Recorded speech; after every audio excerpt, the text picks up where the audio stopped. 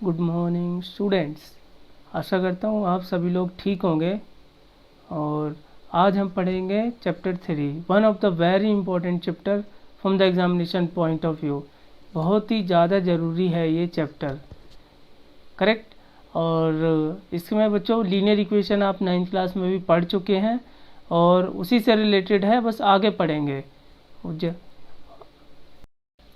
देखो बच्चों, pair of the linear equation in two variable, इसका रिप्रेजेंटेशन कैसा है। तो इसका रिप्रेजेंटेशन बच्चों 9th क्लास में आपने पढ़ा होगा। जैसे यहाँ पे फर्स्ट एग्जांपल है 2x + 3y = 5 and x - 3y equal to x - 3y - 3 = 0। और बच्चों इसमें एक चीज़ मैंने पहले भी बता दी होगी 9th क्लास में भी, कि जैसे x एंड y, अब इसमें से दोनों वेरिएबल के कांस्टेंट एक साथ जीरो नहीं हो सकते, कोई एक एट ए टाइम पे हो जाएगा। मान लो अगर दो वेरिएबल की बात करेंगे, दोनों कांस्टेंट जीरो हो जाएंगे तो फिर तो इक्वेशन ही नहीं बनेगी, करेक्ट। और अगर एक कांस्टेंट जीरो होता है तो तब वो एक वेरिएबल में रह जाएगा। जब हम बात करेंगे दोनों वेरिएबल में तो दोनों कांस्टेंट चाहिए ही चाहिए, ठीक है। और इसका जनरल फॉर्म क्या है? General form of pair of the linear equation in two variable क्या है? a1x + b1y + c1 = 0 and a2x + b2y + c2 = 0। तो a1 b1 बार बार बदलते रहेंगे, c1 भी बदलता रहेगा और a2 b2 c2 भी बदलता ही रहेगा, ठीक है। ये बड़ा इंपॉर्टेंट है, ये जनरल फॉर्म। बच्चों type of the equation in two variable, तो टाइप ऑफ द इक्वेशन को, यानी इक्वेशन को हम एक तरह से लाइन भी कह सकते हैं। Every equation has the representation of a line. हर एक इक्वेशन को हम लाइन से रिप्रेजेंट कर सकते हैं। अब type of lines in a plane, type of lines in a plane, किस तरह की लाइनें हो सकती हैं प्लेन में।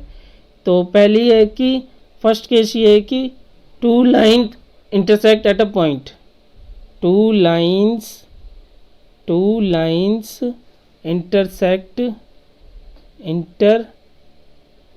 intersect at a point। तो इन्हें क्या बोलेंगे हम? इस तरह की लाइन को बोलेंगे इंटरसेक्टिंग लाइन। इंटरसेक्टिंग लाइंस, ठीक है। इंटरसेक्टिंग लाइन किस तरीके से रिप्रेजेंट की जाती हैं? इस तरीके से, दो लाइन इस तरीके से, देखो सिंगल किसी पॉइंट पर इंटरसेक्ट कर रही है ना, इसको इस तरीके से रिप्रेजेंट किया जाता है, समझ आया। अब दूसरा है आपका two lines are not intersecting. Two lines are not intersecting. अगर वो इंटरसेक्ट नहीं कर रही है, इसका क्या मतलब है? This implies the lines are parallel. The lines are parallel, ठीक है। और लाइन्स कैसी होती हैं पैरेलल? इस तरीके से। अब ये मैं क्यों बता रहा हूँ बच्चों, ये आगे हम पढ़ेंगे इसके बारे में कि इंटरसेक्टिंग लाइन्स कैसी हैं। जब हम ग्राफ बनाएंगे तो हमें पता चलेगा इंटरसेक्टिंग लाइन्स हैं, और नॉट इंटरसेक्टिंग का मतलब पैरेलल लाइन है, उनके बीच में कोई भी सॉल्यूशन एग्जिस्ट नहीं करेगा, ये भी पढ़ेंगे, ठीक है। और थर्ड है आपका कोइंसिडेंट लाइंस। क्या है? Coincident line. Two lines are intersecting at infinite line. Two lines are meet या फिर इंटरसेक्टिंग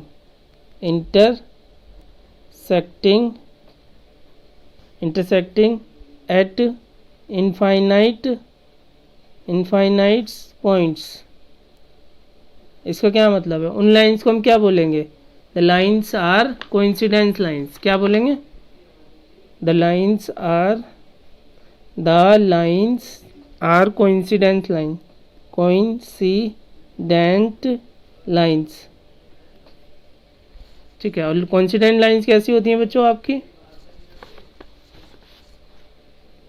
कोइंसिडेंट लाइंस इस तरीके से होती हैं, जैसे एक लाइन के ऊपर एक और लाइन, तो उसमें इनफाइनाइट पॉइंट्स आ जाएंगे, ठीक है बच्चों। अब हम करेंगे एक्सरसाइज 3.1। एक्सरसाइज 3.1 जो है वो ग्राफ से रिलेटेड है। तो जैसा कि इक्वेशन है, इक्वेशन के लिए पहले आपको स्टेटमेंट दी जाती है, स्टेटमेंट के बाद फिर उस स्टेटमेंट से आपको इक्वेशन बनानी होती है। उस इक्वेशन बनाने के बाद उसको ड्रॉ करेंगे, मतलब एल्जेब्रिकली बना लेंगे, फिर उसको ड्रॉ करेंगे। Correct.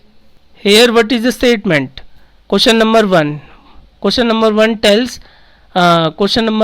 tells Aftab tells his daughter 7 years ago। Aftab कहता है अपनी बेटी से 7 साल पहले। आई वॉज 7 टाइम्स, मैं 7 गुना था।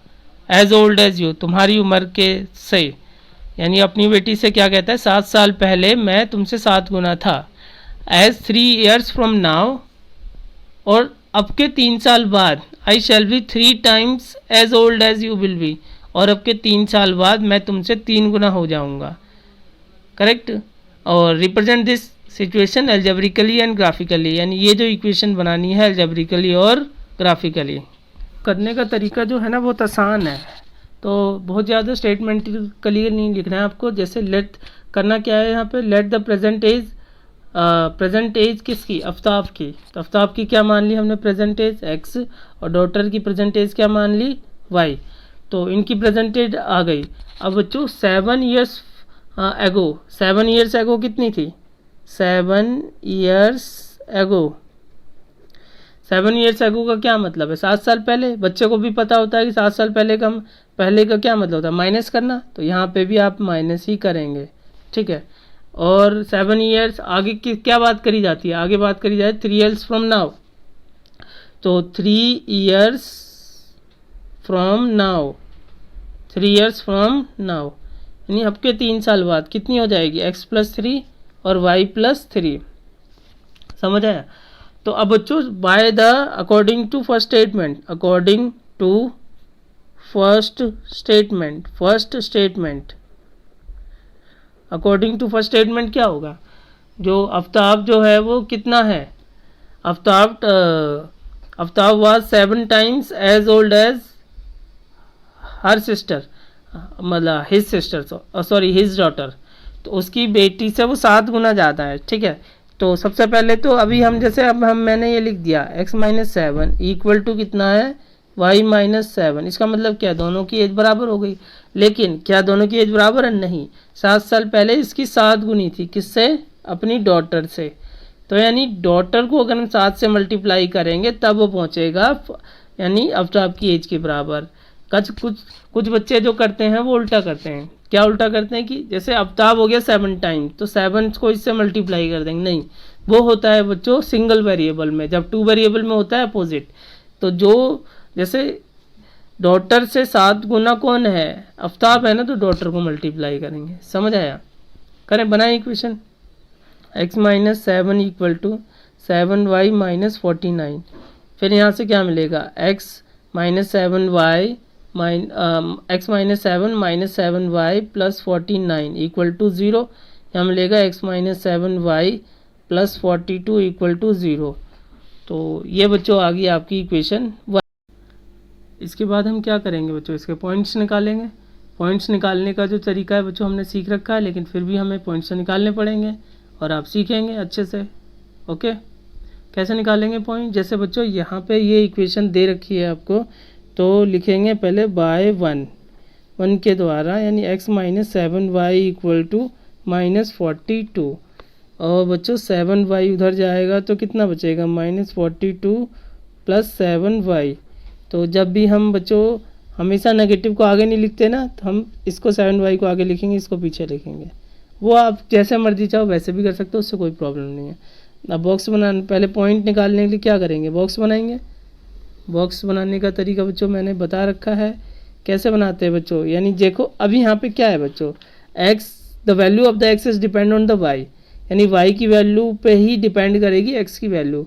तो y की वैल्यू हम यहाँ डालते जाएंगे और x की वैल्यू निकालते जाएंगे, ठीक है। यानी x एक रिजल्ट है और ये, और इसमें डालना क्या है आपको, y की वैल्यू, ठीक है। अब मान लीजिए आप यहाँ पहले x और y लिखेंगे।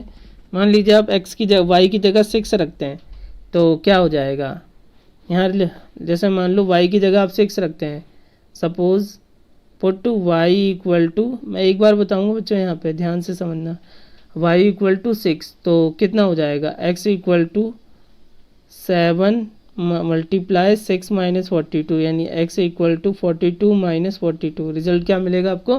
0। ठीक है, ठीक है बच्चे। ऐसे ही हम क्या करेंगे, y इक्वल टू 7 रख देंगे।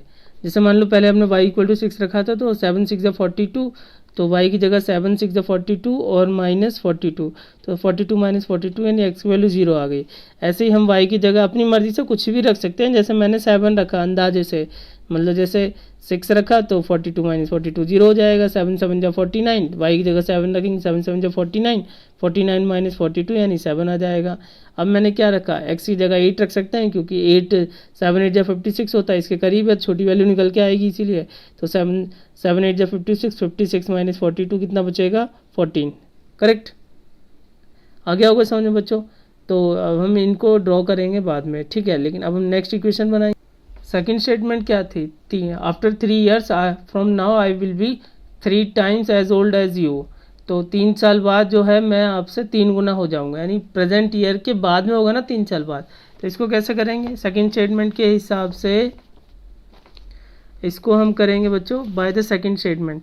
तो मान लो 3 साल बाद कितनी हो जाएगी, उसकी एज हो जाएगी x+3 और डॉटर की एज हो जाएगी y+3, क्योंकि प्रेजेंट एज हमारी कितनी थी? y थी। और वो कितनी हो जाएगी डॉटर, मतलब जो आफ्ताब हो जाएगा वो 3 टाइम्स हो जाएगा ना। तो इसकी इक्वेशन बनेगी x+3 इक्वल टू 3y+9, ये बनेगी, यानी x+3 माइनस में 3y माइनस 9 इक्वल टू 0, यानी x minus 3y minus 6 equal to 0 और x माइनस में 3y इक्वल टू 6। ये बन गई आपकी सेकेंड इक्वेशन, ठीक है। इसको भी हम वैसे ही कर लेंगे बच्चों। x minus 3y equal to 6 है ना, तो x इक्वल टू कितना होगा? 6 प्लस 3y, ठीक है। तो अब यहाँ पे भी हम वैसे ही बॉक्स बना लेंगे। अब ये बच्चों मैं डायरेक्ट कर दूंगा, ठीक है, ताकि x एंड y। अब मान लो अब यहाँ पे y की वैल्यू है, क्या डाल सकते हैं? y की वैल्यू मान लीजिए आपने 0 डाली, तो 3 0 0 और 6 प्लस 0 क्या हो जाएगा? 6, तो x की वैल्यू 6 आ गई। और हमने y की वैल्यू यानी यहाँ पे क्या, y की वैल्यू 2 डाली, तो 3 2 जा 6, 6 प्लस 6 कितना हो जाएगा? 12, ठीक है। और क्या डाल सकते हैं बच्चों? जैसे अगर हम चाहें तो नेगेटिव में भी डाल सकते हैं। अगर हमने y की वैल्यू जैसे -1 डाली, तो जैसे मैंने नेगेटिव की वैल्यू मैं डाल के दिखा देता हूँ। x इक्वल टू कितना है? 6 प्लस 3y है ना, और पुट हम क्या कर रहे हैं? पुट है y इक्वल टू -1, तो x इक्वल टू 6 प्लस में 3 मल्टीप्लाई -1, तो x इक्वल टू 6 माइनस 3, 3 बन जा 3 माइनस का हो जाएगा, तो x इक्वल टू कितना आएगा? 3, यानी यहाँ कितना है आपका? 3। तो यानी 3 पॉइंट उसके आगे 3। बच्चों 2 पॉइंट से भी हम ड्रॉ कर सकते हैं, लेकिन 3 पॉइंट से एकदम एग्जैक्ट ग्राफ आएगा। करेक्ट, इस तरीके से बच्चों अब हम ग्राफ पेपर लेंगे, ठीक है। ग्राफ पेपर एकदम प्रॉपर होना चाहिए, ठीक है। ये नहीं है कि जिसमें साइज ठीक से नहीं हो और मेजरमेंट ठीक होना चाहिए उस हिसाब से। और बच्चों पहले हम एक्स एक्सिस बनाएंगे, हॉरिजॉन्टल लाइन को हम एक्स एक्सिस बोलते हैं और वर्टिकल लाइन को हम क्या बोलते हैं? Y axis. और एक्स एक्सिस को हम बोलते हैं एब्सिसा और वाई एक्सिस को बोलते हैं ऑर्डिनेट, ठीक है। बीच वाला होता है आपका ओरिजन। इस तरीके से सबसे पहले तो एक बार पॉइंट पर नज़र मार लेंगे। x कितना है? 14 तक है, तो 14 तक आप मैक्सिमम कितना है दोनों इक्वेशनों में कितना है मैक्सिमम? उसमें है मैक्सिमम, इसमें x 12 है और इसमें x कितना है मैक्सिमम? 14। तो दोनों में मैक्सिमम जो है वो बना लेंगे। जैसे 14 मैंने बना लिया, और y मैक्सिमम कितना है? 8, तो और यहाँ पे y मैक्सिमम कितना है? 2, तो मैंने 10 तक बना लिया, ठीक है। ड्रॉ करें। ड्रॉ करते समय पहला पॉइंट कितना है? 0,6, इसमें दे रखा है ना बच्चों। पहला पॉइंट कितना है? 0,6। तो अब x की वैल्यू कितनी आएगी?